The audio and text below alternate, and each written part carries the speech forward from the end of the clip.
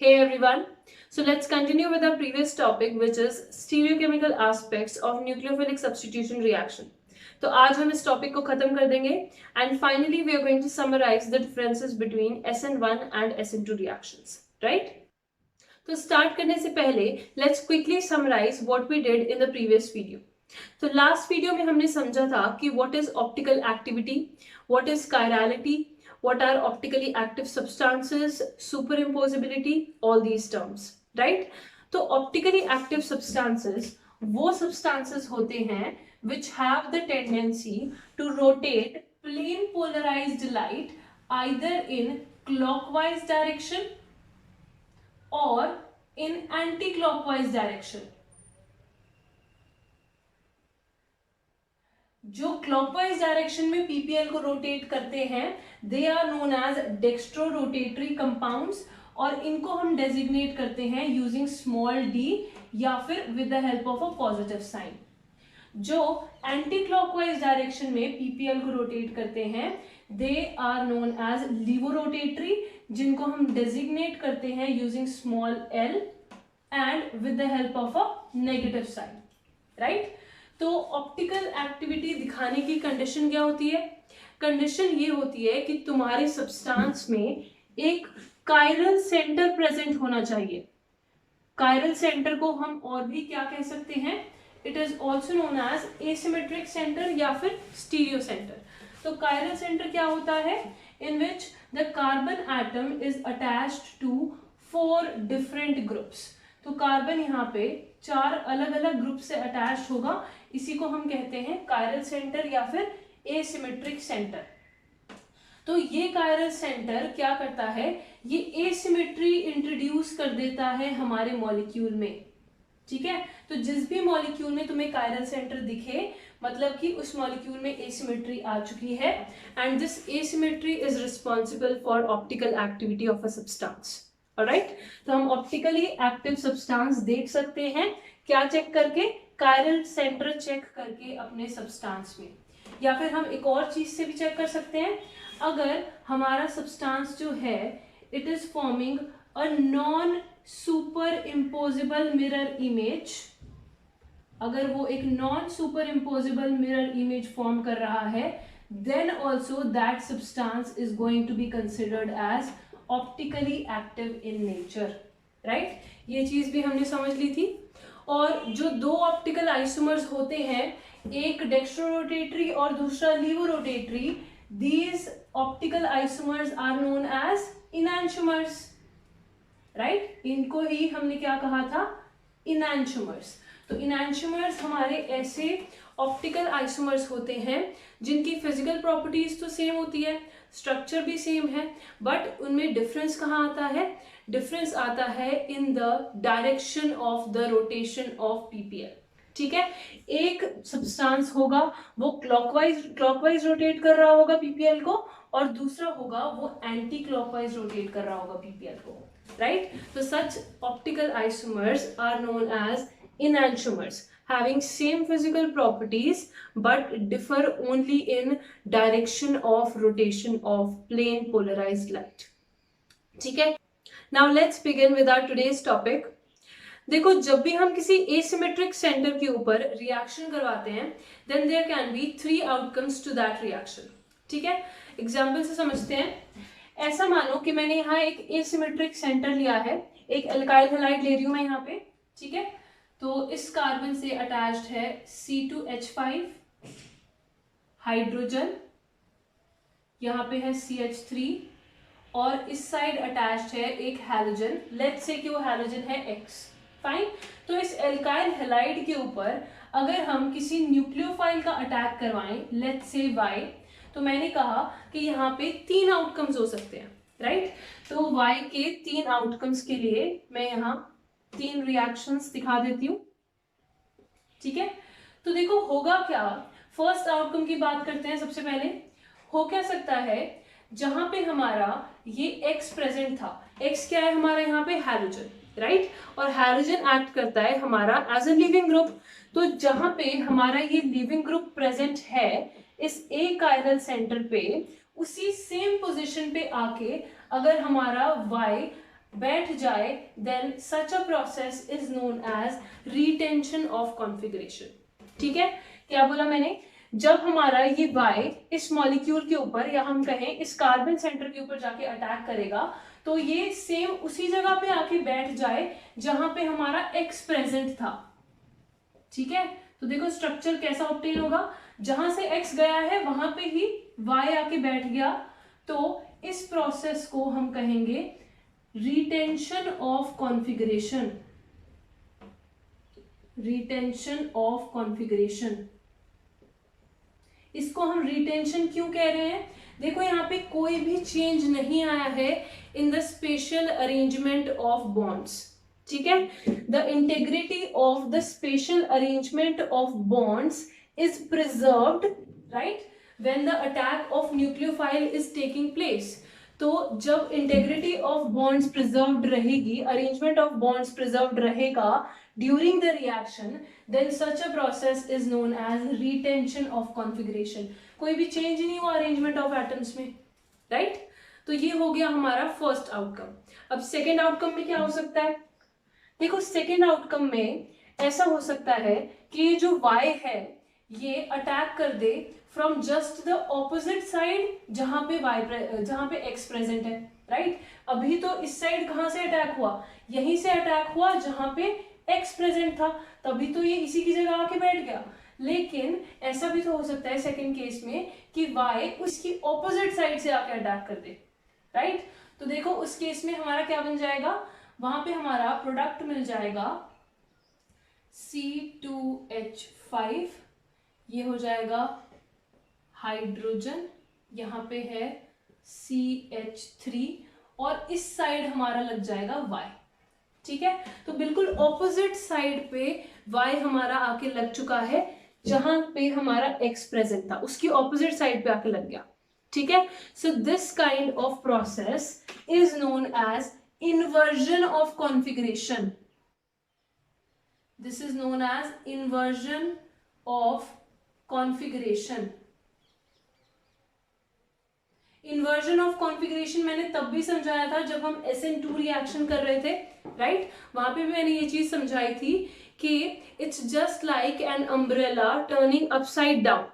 तो अम्ब्रेला जैसे strong winds में ऐसे होता है, यूजुअली तो अम्ब्रेला ऐसे ही होता है, लेकिन स्ट्रॉन्ग विंड्स की प्रेजेंस में वो क्या हो जाता है, इट टर्न्स अपसाइड डाउन। तो वैसा ही केस हो रहा है यहाँ पे कि न्यूक्लियोफाइल के अटैक पे, यहाँ पे देखो मॉलिक्यूल पहले ऐसा था, लेकिन अटैक के बाद जैसे ही वाई ने अटैक किया मॉलिक्यूल ऐसा हो गया। ठीक है, तो इसी प्रोसेस को हम क्या कहते हैं, इन्वर्जन ऑफ कॉन्फ़िगरेशन। तो हमारे अरेंजमेंट ऑफ बॉन्ड्स यहाँ पे क्या हो जाते हैं, चेंज हो जाते हैं, वो सेम नहीं रहते। ठीक है, तो ये हो गए हमारे दो आउटकम्स। अब एक और आउटकम हमारा हो सकता है, और थर्ड आउटकम में होगा क्या, देखो दोनों ही टाइप के हमारे प्रोडक्ट फॉर्म हो जाएंगे। ऐसा कह देते हैं हम कि दिस इज प्रोडक्ट ए जो इन्वर्जन ऑफ कॉन्फ़िगरेशन से आया, दिस इज प्रोडक्ट बी जो रिटेंशन ऑफ कॉन्फ़िगरेशन से आया। तो थर्ड आउटकम में हमारा क्या हो सकता है कि ए और बी दोनों ही फॉर्म हो जाएं इन इक्वल रेशियोज। तो 50% ए बन जाए और 50% बी बन जाए, तो ये वाला केस भी हमारा हो सकता है। ठीक है, तो जब भी हमारा ऐसे mixture of these two products मिलते हैं, then such a process is known as racemization. इसको हम क्या बोलेंगे, रेसिमाइजेशन। ठीक है, तो अब डिटेल में समझते हैं कि क्या होता है retention, inversion and racemisation in nucleophilic substitution reaction. देखो जो SN2 रिएक्शन होता है that proceeds with complete stereochemical inversion of configuration, while SN1 reaction proceeds with racemisation. तो दोनों के ही एग्जांपल्स लेके समझ लेते हैं। मैंने यहाँ पे बोला कि SN1 reaction is going to proceed through racemization, right? तो पहले इसी की डिटेल समझेंगे, then we are going to move to SN1 reaction. तो देखो SN1 मैकेनिज्म जो होता है that proceeds in 2 steps, right? First step होता है formation of carbocation, second step होता है अटैक ऑफ न्यूक्लियोफाइल। तो यहाँ पे मैं एग्जांपल लेती हूँ एक एल्काइल हैलाइड का। Let's take two bromobutane. 2-ब्रोमोब्यूटेन मैंने यहाँ पे लिया कार्बन एटम, इससे अटैच कर देते हैं ब्रोमीन, यहाँ पे आ गया हमारा हाइड्रोजन, यहाँ पे है C2H5 और यहाँ पे है CH3। ठीक है, सो दिस इज आर 2-ब्रोमोब्यूटेन। तो फर्स्ट स्टेप SN1 मैकेनिज्म में क्या होगा, फॉर्मेशन ऑफ कार्बोकेटाइन। तो यहाँ पे ये CBr बॉन्ड ब्रेक हो जाएगा और Br minus is going to leave as leaving group. ठीक है, तो जैसे ही इसने लीव किया तो हमारा क्या फॉर्म हो जाएगा, एक प्लेनर कार्बोकेटायन, राइट। यहाँ पे एक प्लेनर कार्बोकेटायनिक स्पीशी की फॉर्मेशन हो जाएगी। देखो कार्बोकेटायंस हमारे प्लेनर ही होते हैं, मतलब कि जैसे ऐसा मानो ये कार्बन आटम है, ठीक है, तो इसी प्लेन में हमारा हाइड्रोजन भी होगा, हमारा C2H5 भी होगा और हमारा CH3 भी होगा। ये तीनों हमारे एक ही प्लेन में लाई कर रहे होंगे, right. Now the question is कि सेकेंड स्टेप में जब न्यूक्लियोफाइल आएगा तो वो कहाँ से अटैक करे।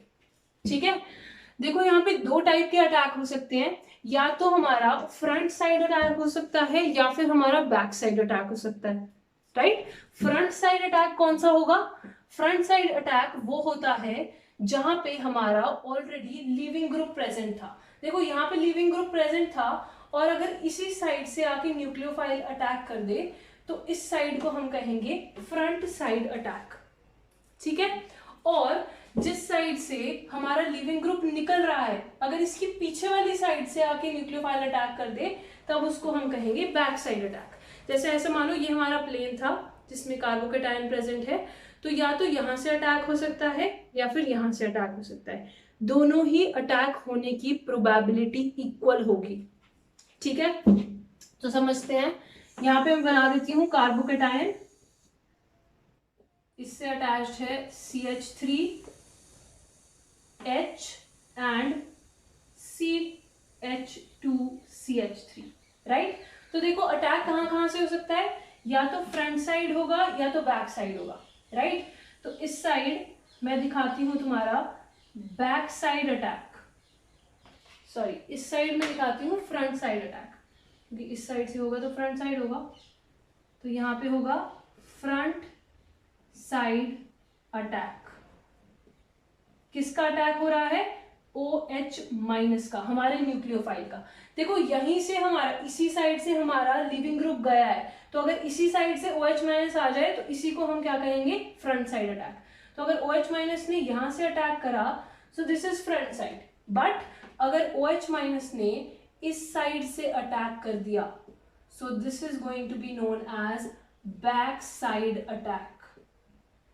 ठीक है, इस साइड के अटैक को हम क्या कहेंगे, बैक साइड अटैक, या फिर हम इसको कह सकते हैं रियर अटैक, दोनों में से कुछ भी कह सकते हैं। फाइन, तो देखो जब यहां से अटैक हुआ तो प्रोडक्ट क्या बना, OH हमारा आके चिपक जाएगा इस साइड, राइट। बाकी सारी चीजें बना दो, CH3, then we have hydrogen और हमारा है CH2CH3। ठीक है, और अगर हमारा इस साइड से अटैक हुआ, बैक साइड या रियर साइड अटैक हुआ, तो देखो OH इस साइड चिपक जाएगा, तो ये बन जाएगा तुम्हारा product OH CH3, then you have hydrogen और यहाँ पे है तुम्हारा CH2CH3, राइट। तो ये हमारे दो प्रोडक्ट्स मिल जाएंगे, let's say this is A and this is B। ठीक है, तो देखो अगर तुम ध्यान से देखो, ये दो जो हमारे प्रोडक्ट्स बने हैं ये क्या है, non super impossible mirror images of each other. देखना जरा ध्यान से ऑब्जर्व करो, अगर मैं इसके आगे, मैं इसको नीचे भी दोबारा बना ही देती हूँ, दोनों को मैं दोबारा एक बार नीचे बना रही हूँ so that you can better understand.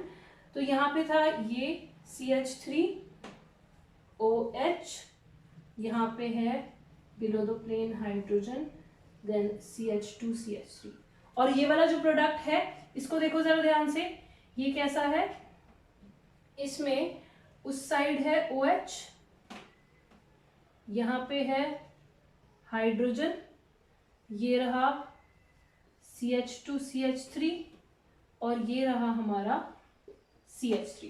तो देखो जरा, दोनों ही प्रोडक्ट क्या है, एक दूसरे की मिरर इमेजेस हैं। अगर मैं इसके आगे मिरर रख दूं यहाँ, तो क्या तुम ये चीज देख सकते हो कि ये बिल्कुल क्या है, इसकी मिरर इमेज। यहाँ पे ऐसा था, अभी ऐसा हो गया। So these are mirror images of each other. तो क्या ये सुपर इम्पोजेबल मिरर इमेजेस हैं या नॉन सुपर इम्पोजेबल, करके देख लो। इसको अगर तुम एग्जैक्टली इस पे उठा के रखोगे, so this is not going to super impose. चाहे तुम इसको 180 डिग्री रोटेट करके भी देख लेना, ठीक है। इसको 180 डिग्री रोटेशन करोगे, तब भी अगर तुम इसको सुपर इम्पोज करने की ट्राई करोगे, this is not going to super impose, ठीक है। So these two products which are obtained are non super imposable mirror images of each other. तो ये ए और बी यहाँ पे क्या हो गए, दीज आर इनैंशोमर्स, ठीक है। इनको हम क्या कहेंगे, दीज आर इनैंशोमर्स, इन दोनों को। तो नाम भी लिख लेते हैं। देखो इनैंशोमर्स क्या होते हैं, इनैंशोमर्स वो ऑप्टिकल आइसोमर्स हैं जो नॉन सुपर इम्पोजेबल हैं mirror image of each other, right. तो इन दोनों में हम एक कहते हैं कि डेक्स्ट्रोरोटेटरी है और दूसरा कहते हैं कि लीवोरोटेटरी है, राइट। तो जो ये वाला हमें मिला है फ्रंट साइड अटैक से, इसका नाम देखो क्या हो जाएगा। अगर हम कहें कि दिस इज आर लीवोरोटेटरी कंपाउंड, तो इसका नाम क्या हो जाएगा, माइनस ब्यूटेन टू ओल, राइट। क्योंकि लीवोरोटेटरी के लिए हम नेगेटिव साइन यूज कर सकते हैं, तो यहाँ पे ये क्या हो जाएगा, माइनस ब्यूटेन टू ऑल।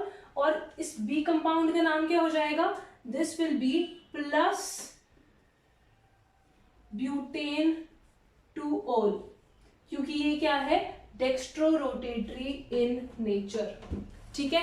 तो हमें यहाँ पे क्या मिल चुके हैं, दो ऐसे कंपाउंड्स मिले हैं इन इक्वल रेशो, जिसमें से एक लीवो है और एक डेक्स्ट्रो है। देखो ये इक्वल रेशो में मिलेंगे हमें दोनों, ठीक है। इस ऊपर वाले को मैं रब कर देती हूँ। तो यहाँ पे ये जो प्लस ब्यूटेन टू ऑल मिला, this is going to be obtained 50%, और जो माइनस ब्यूटेन टू ऑल मिला, ये भी हमें 50% ही मिलेगा, ठीक है। तो दोनों ए और बी प्रोडक्ट्स हमें इक्वल रेशो में मिल रहे हैं, राइट। और इन दोनों का मिक्सचर ही क्या कहलाता है, रेसमिक मिक्सचर, ठीक है। जब अटैक हुआ यहाँ पे, तो हमें मिला ए और बी दोनों, और 50-50% मिले दोनों ही, राइट। तो इन दोनों के मिक्सचर को ही हम क्या कहते हैं, this is known as racemic mixture, या फिर हम इसको कह सकते हैं रेसमिक मॉडिफिकेशन। दोनों में से कोई भी नाम तुम यहाँ पे यूज कर सकते हो, ठीक है। रेसमिक मिक्सचर या फिर रेसमिक मॉडिफिकेशन। देखो जो हमें यहाँ पे मिक्सचर ऑब्टेन हुआ है, this is going to be optically inactive in nature. क्यों होगा ये ऑप्टिकली इनएक्टिव, देखो मिक्सचर में प्रेजेंट क्या है, हमारा ए प्रेजेंट है और बी प्रेजेंट है इन 50-50 रेशो, राइट। तो अगर हम ए को और बी को दोनों को सेपरेट कर लेते हैं और इनकी ऑप्टिकल एक्टिविटी चेक करते हैं, तो बी तो हमारा आ रहा है डेक्स्ट्रोरोटेटरी और ए हमारा आ रहा है लीवोरोटेटरी। तो दोनों अलग अलग तो क्या दिखा रहे हैं, ऑप्टिकल एक्टिविटी दिखा रहे हैं, लेकिन जब इनका 50-50 मिक्सचर ऑब्टेन होता है, then that is optically inactive. देखो क्यों है ऑप्टिकली इनएक्टिव, क्योंकि जो ए है विच इज लीवोरोटेटरी इन नेचर, मतलब ये क्या करेगा, एंटी क्लॉकवाइज रोटेट करेगा पीपीएल को, और बी है, ये क्या है, डेक्स्ट्रोरोटेटरी इन नेचर, तो ये क्लॉकवाइज रोटेट करेगा पीपीएल को। तो दोनों का जो मैग्नीट्यूड होता है रोटेशन का, दैट इज एग्जैक्टली सेम, क्योंकि ये एनांशोमर्स हैं, राइट। तो इनका मैग्नीट्यूड ऑफ रोटेशन सेम होगा, बस डायरेक्शन ऑफ रोटेशन ऑपोजिट होगी, एक क्लॉकवाइज है तो दूसरा एंटी क्लॉकवाइज। तो हम कहते हैं कि the dextrorotation of one compound is exactly cancelled by the levorotation of other. This is the reason that racemic mixtures are optically inactive in nature. ठीक है, this is a very important question which can be asked in your exam. तो वहां पे तुम ये answer दे सकते हो, fine. तो देखो हम एक और टर्म यहाँ पे डिफाइन करते हैं, रेसिमाइजेशन। अब रेसिमाइजेशन क्या है? जब भी हमारा किसी इनैंशियोमर से एक रेसिमिक मिक्सचर फॉर्म हो रहा है, then that process is known as racemization. ठीक है, जब भी हमारा एक इनैंशियोमर से रेसिमिक मिक्सचर फॉर्म हो जाए, then that process is known as racemization. तो ये हो गया हमारा SN1 रिएक्शन की स्टीरियोकेमिस्ट्री। अब हम चलते हैं on the stereochemistry of SN2 reaction.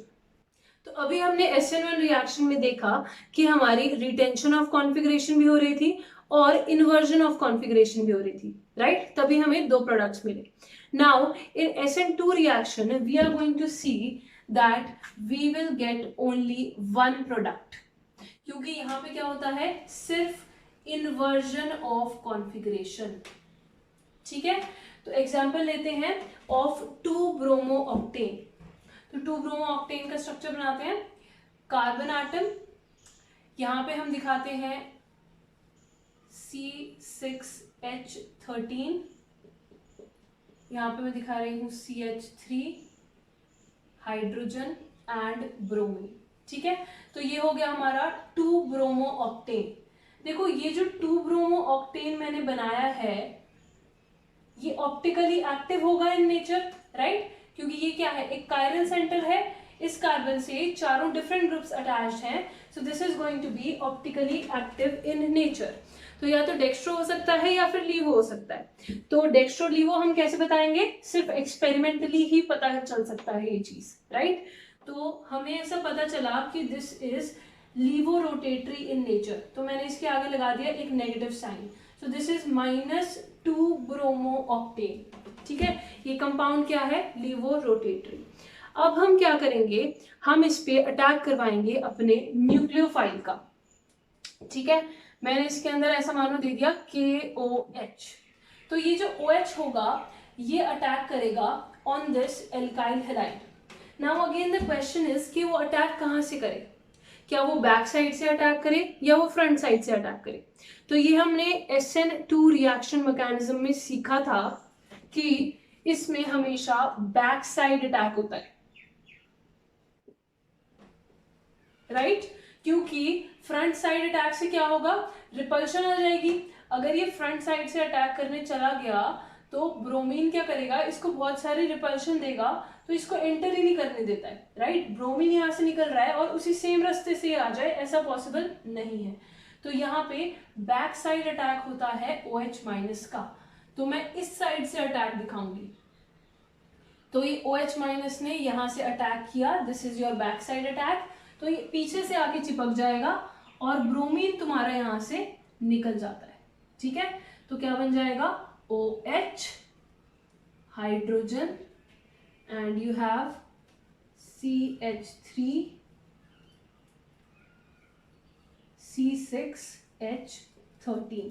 ठीक है, तो तुम देख सकते हो यहाँ पे क्लियरली कि जो तुम्हारे अरेंजमेंट ऑफ बॉन्ड्स है वो एंटायरली चेंज हो चुका है, यानी कि there has been inversion of configuration.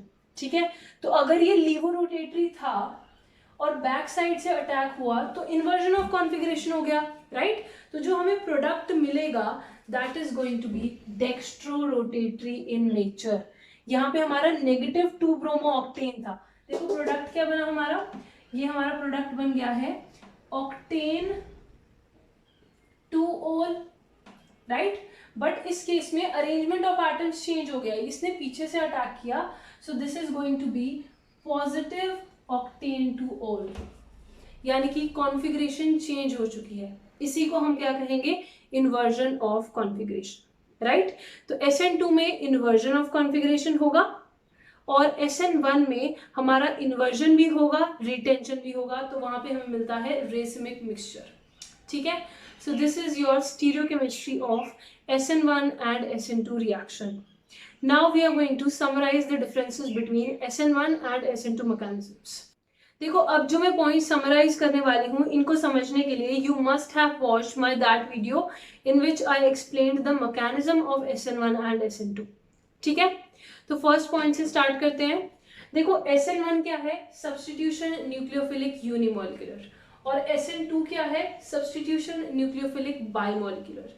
तो यहाँ पे यूनिमॉलिक्यूलर यानी कि एक मॉलिक्यूल, बायमॉलिक्यूलर 2 मॉलिक्यूल्स, तो यूनिमॉलिक्यूलर है यहाँ पे, इसीलिए हम कहेंगे कि rate of reaction is going to depend on only 1 molecule. ठीक है, रेट ऑफ रिएक्शन यहाँ पे क्या होगा, सिर्फ एक ही मॉलिक्यूल पे डिपेंड करता है और वो होता है एल्काइल हैलाइड। यहाँ पे सिर्फ एल्काइल हैलाइड के ऊपर तुम्हारा रेट डिपेंड करेगा। तो इसको हम Rx भी लिख सकते हैं। ठीक है, इसको हम लिख सकते हैं Rx। ऐसे ही SN2 के अंदर जो हमारा रेट ऑफ रिएक्शन होगा that is going to depend on 2 molecules. कौन कौन से 2 मॉलिक्यूल्स होंगे वो, इसके अंदर हमारा जो रेट होता है वो डिपेंड करता है on alkyl halide as well as the attacking nucleophile. ठीक है, न्यूक्लियोफाइल पे भी डिपेंड करेगा और एल्काइल हैलाइड के ऊपर भी डिपेंड करेगा। तो एल्काइल हैलाइड को मैं लिख देती हूँ Rx और न्यूक्लियोफाइल तो यही है Nu-, राइट। तो क्योंकि यहाँ पे रेट ऑफ रिएक्शन इन दोनों पे डिपेंड कर रहा है तो हम लिख सकते हैं कि order of reaction is going to be 1, right. और यहाँ पे ऑर्डर ऑफ रिएक्शन क्या हो जाएगा, it is going to be 2, right. तो ये हो गया ऑर्डर और रेट ऑफ रिएक्शन किसके ऊपर डिपेंड कर रहा है। अब नेक्स्ट पॉइंट पे चलते हैं। देखो अगर तुम्हें याद हो हमने रिएक्टिविटी ऑर्डर भी देखा था SN1 में और SN2 में। तो reactivity order of alkyl halides in SN1 varies like this. 3 degree ये एल्काइल हैलाइड का रिएक्टिविटी ऑर्डर है। ठीक है, तो 3 डिग्री यहाँ पे सबसे ज्यादा रिएक्टिव होता है, then 2 degree and then 1 degree. ऐसा इसीलिए क्योंकि ये ऑर्डर डिपेंड करता है ऑन स्टेबिलिटी ऑफ कार्बोकेटायन। तो 3 डिग्री कार्बोकेटायन सबसे ज्यादा स्टेबल, इसीलिए 3 डिग्री एल्काइल हैलाइड सबसे ज्यादा रिएक्टिव। ठीक है, तो यहाँ पे ये हो गया रिएक्टिविटी ऑर्डर। और SN2 के केस में उल्टा हो जाता है, 1 डिग्री सबसे ज्यादा reactive, then 2 degree and then you have 3 degree. Alright, तो ये हो गए हमारे 3 point of difference. Now next point of difference, देखो यहाँ पे जो SN1 रिएक्शन है इसके अंदर हम प्रेफर करते हैं यूज करना polar protic solvents.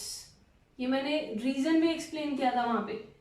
Polar protic solvents का यूज किया जाता है, राइट, जैसे कि वाटर, अल्कोहल्स या फिर एसिड्स। ठीक है, इनके प्रेजेंस में ज्यादा अच्छा SN1 रिएक्शन होता है। लेकिन SN2 के केस में हम यूज करते हैं पोलर एप्रोटिक सॉल्वेंट्स, मतलब जो प्रोटॉन नहीं दे, लेकिन पोलर हो, प्रोटॉन ना दे तो भी चलेगा। तो पोलर एप्रोटिक सॉल्वेंट्स का यूज होता है इन SN2 मैकेनिज्म। एग्जाम्पल तुम लिख सकते हो जैसे कि एसीटोन या फिर डाइमिथाइल फॉर्मामाइड या फिर तुम लिख सकते हो डाइमिथाइल सल्फोक्साइड DMSO। ठीक है, तो ये हो गई सॉल्वेंट्स की बात। अब देखो और क्या डिफरेंसेस हैं यहाँ पे 5th डिफरेंस है कि SN1, देखो ये हमें चीज पता है कि SN1 रिएक्शन में हमारा एक इंटरमीडिएट फॉर्म होता है, राइट। इंटरमीडिएट कौन सा होता है, कार्बोकेटायन। तो हम यहाँ पे लिख सकते हैं इंटरमीडिएट कार्बोकेटायन इज फॉर्म्ड। ठीक है, और SN2 के केस में हम लिखेंगे no intermediate is formed, no intermediate formed. क्या फॉर्म होता है यहाँ पे फॉर्म होता है ट्रांजिशन स्टेट। तो हम लिखेंगे transition state is formed, transition state is formed. ठीक है, एक बहुत इंपॉर्टेंट हमारा डिफरेंस तो रह गया। यहाँ पे हम कहते हैं, देखो क्योंकि SN1 यहाँ पे क्या है, ये डिपेंड कर रही है एक ही रिएक्टेंट पे, राइट। तो यहाँ पे कितने स्टेप्स इन्वॉल्व होते हैं SN1 मैकेनिज्म में, कितने स्टेप्स इन्वॉल्व है? SN1 में 2 स्टेप इन्वॉल्व है। उल्टा है, देखो SN1 में 2 स्टेप्स इन्वॉल्व होंगे, SN2 में 1 स्टेप इन्वॉल्व होगा। ठीक है, तो हम यहाँ पे लिख सकते हैं this SN1 mechanism is a 2 step mechanism, या फिर we can say 2 steps are involve, 2 steps are involve. और SN2 के केस में हम कहते हैं 1 स्टेप इज इन्वॉल्व, ये सिर्फ एक 1 स्टेप मैकेनिज्म होगा, राइट? तो ये सारे हमारे पॉइंट्स ऑफ डिफरेंस हो गए। देखो अब SN1 में हमें पता है कि कार्बोकेटाइन इंटरमीडिएट बन रहा है, राइट? तो अगर कार्बोकेटाइन इंटरमीडिएट बन रहा है तो उसकी रीअरेंजमेंट की पॉसिबिलिटी भी हो सकती है, जो मैंने समझा दिया है in one of the videos. Carbocation rearrangement पे भी मैंने वीडियो बनाई है, राइट? तो यहाँ पे SN1 के केस में रीअरेंजमेंट्स आर पॉसिबल, ठीक है? एक्सपेक्टेड प्रोडक्ट से कुछ और प्रोडक्ट भी बन सकता है हमारा, राइट? ऐसा नहीं है कि हमारा एक्सपेक्टेड प्रोडक्ट ही बने, कुछ और ही प्रोडक्ट भी बन सकता है जो हमने एक्सपेक्ट भी ना किया हो। तो हम कह सकते हैं in case of SN1 rearrangements are generally possible, possible हो सकती हैं, right? They are generally possible, but in case of SN2 we say that rearrangements are not possible, rearrangements are not possible, ठीक है? So all these are the differences between SN1 and SN2 mechanism. तो 2 और differences देख लेते हैं which are there between SN1 and SN2।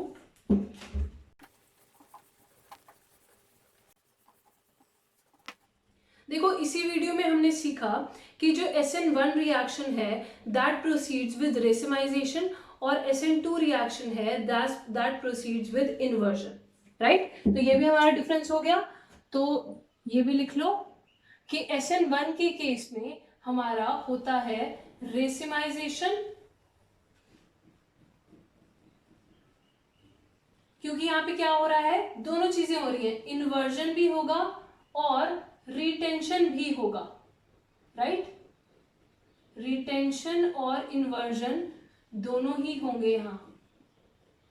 और SN2 के case में हम कहते हैं कि this is going to proceed through inversion of configuration only, यहाँ पे सिर्फ इन्वर्जन ऑफ कॉन्फ़िगरेशन होगा, ठीक है? और ऐसा क्यों हो रहा है? देखो SN1 में रेसिमाइजेशन इसलिए हो रहा है क्योंकि both back side and front side attack are possible, both back and front side attack is possible. But SN2 के केस में हम क्या कहते हैं, only backside attack is possible, only backside attack is possible, ठीक है? So with this we finish our differences between SN1 and SN2 mechanism और साथ ही हमारे stereochemical aspects भी खत्म हो जाते हैं, ठीक है? In the next class we are going to start with the elimination reactions. If you like watching my videos, do subscribe to my channel and don't forget to press the bell icon. Thanks for watching. Have a very good day.